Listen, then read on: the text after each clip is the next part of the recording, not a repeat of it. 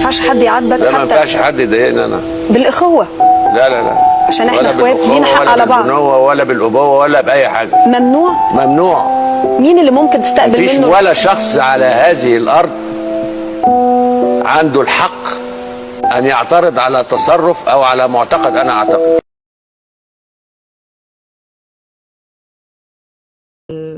وطالع بكل نرجسية وبكل يعني فخر انه هو يتفاخر انه الحاجة اللي بيعملها محدش يراجعه فيها ومحدش ينتقده ومحدش يقول له اللي انت بتعمله ده صح او غلط، ومحدش ينتقدني، ومحدش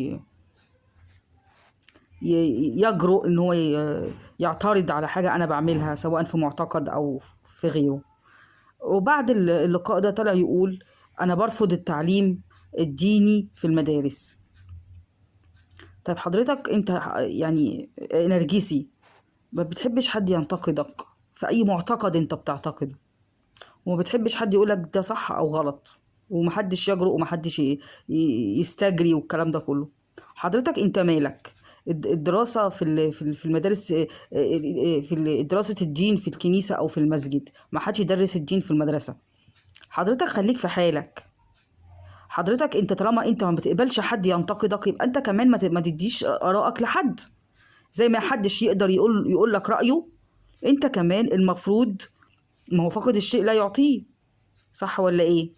ما هو انت بترفض حد يقول لك رأيه، بترفض ده بشكل قاطع، وتقلب الدنيا وفهمني، واللي انت بتقول واعمل واسوي واخلي، لكن انت بقى تخليك في حالك، صح ولا ايه؟ ما هو انا برفض حد يقول لي رايه بحاجه في اي حاجه، يبقى انا كمان ما اقولش رايي، صح؟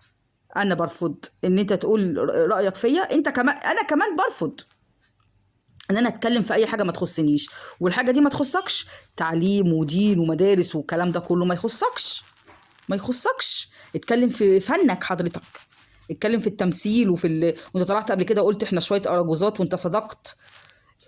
خليك بقى في التصريحات بتاعتك الهايله دي، العبقريه دي، وخليك في تصريحاتك الجريئه دي، كده تبقى مية مية، ونرفع لك القبعه ونقول برافو فعلا، ده والله راجل بيقول كلمه حق.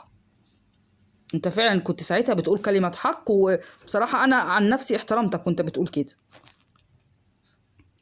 فخليك حضرتك في اللي انت فيه، ما تعتقدش بقى حاجات تانية، انت ما تتكلمش بقى في حاجات تانية، معتقدات بقى ودين ودراسة وكنيسة وجامع والكلام ده كله، لا، اقول انا ماليش علاقة بالكلام ده كله، وانا ما اعرفش فيه، خليني في الفن بس.